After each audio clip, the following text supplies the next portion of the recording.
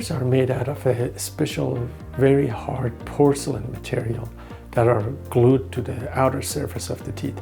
The material itself lasts a very long time, as long as you take care of your teeth. By that I mean having cleanings done regularly, brushing and flossing, so the tooth structure underneath the veneer is sound. The material itself is impervious to cavities or decay or bacteria.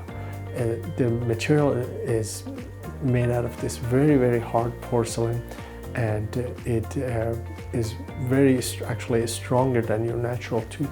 The only thing that could cause some issues is if you have some trauma like car accident or something, which obviously is unavoidable, that if teeth break, the veneer that is on top of it is going to also break.